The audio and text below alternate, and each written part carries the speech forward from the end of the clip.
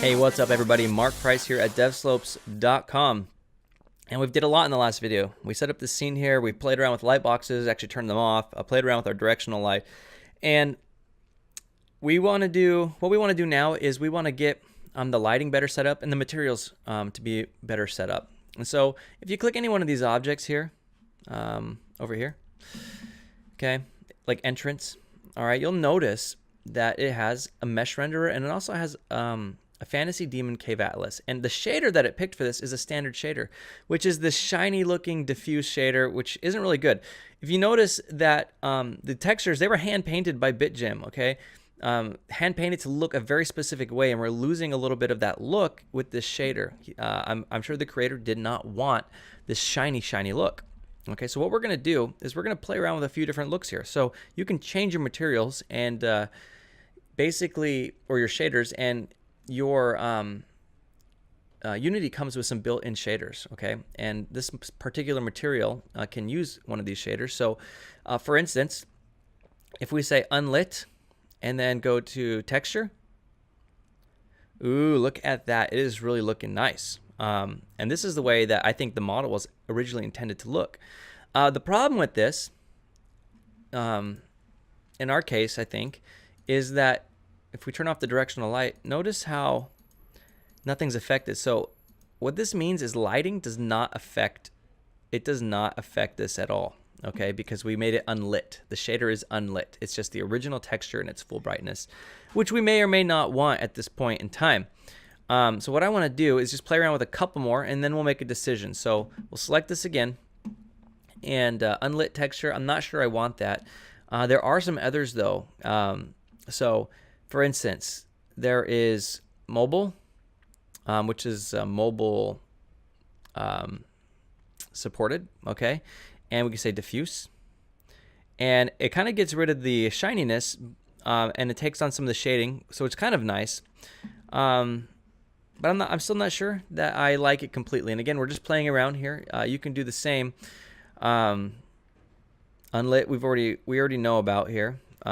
Sprites, so for sprites for like a 2D game, for instance, all right, we could say diffuse, and now it's really dark. It still maintains some of the colors, but it's really dark now, and I'm not sure that we want it just yet, but we may. We're just playing around with a couple more things here, and sprites default, it's a little bit brighter, but it's just lost a lot of its character, which I'm not super happy about. Yeah, I'm thinking that we're going to go ahead and just, we're going to keep it as the unlit for now until we can think of something better that we want to do with it, which is fine. Oh yeah, there's also the legacy shaders from the older versions. One that I used to use a lot was transparent diffuse, which brings some of the things back here. And this might be a good choice if we brought some more lighting into the scene, which we may do later. So for now, let's go ahead and go to unlit and texture. I really like the coloring of everything they did here. And I think that it's okay because we can play around with some things. But notice how the directional light is still on. So let's go ahead and turn that off.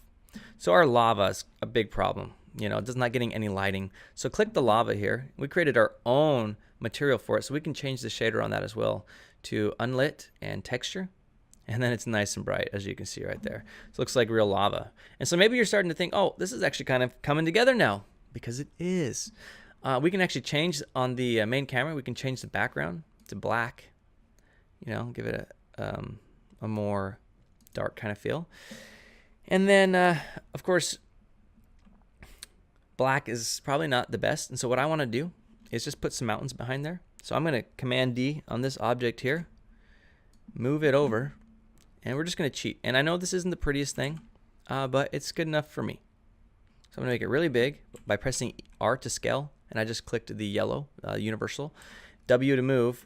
I'm just going to rotate it here with Alt, and you know, this is not half bad. I can just kind of move it over here, like, you know, as if we're in a cave, right? I think that makes a lot more sense. And same goes here. We'll just Command D that, and oh, I don't think it Command D'd. Command D, W, there we go. Pretty sure. Yeah. Okay, so let's go ahead and make this really big. E and then universal scale. Just kind of give it a different different perspective here. Change it around maybe so it looks differently. Pull it back. It's okay if they touch and run into each other a little bit. Yeah, so we got a nice little cave here, and maybe one more. Command D, and we'll move it over here. Okay, so now, as you can tell, we're in a big giant cave. It's completely fine. Now, the camera's right here, and maybe it is a little bit bright, but if you were in a cave and there was hot lava everywhere, it might actually be pretty bright, just like this. One thing I'm concerned about is that our platform, no, it looks like it's cutting into the lava. Okay, except it's not. There's a little piece right there. Maybe what we do is on this guy here specifically, just rotate it a little bit down into the lava. Just E to rotate, just so it looks like it's in the lava a little bit more. Okay, so very cool. We've fixed our lighting problem, and it's coming together. We may adjust this later on, but I think it's fine for now. And I think we can call this video done. In this video, we've changed the shaders of the materials for the lava and for everything else, and we've set for an unlit material, which means lighting does not affect it at all, because we want to appreciate and embrace the artist's original hand-painted textures. When you're working with hand-painted textures, you often won't put lighting on them. In many cases, especially for like mobile games, you'll notice some things are more stylized. The artist wants to have complete control over how things look, and so they'll make these hand-painted textures that have their own shadows and things on them. As you can see in the case here, the red eyes and things like that. He's got lines in here for shadows. So I think we're going to leave it as is. That's it for now. Mark Price at devslopes.com. Having lots of fun and moving forward.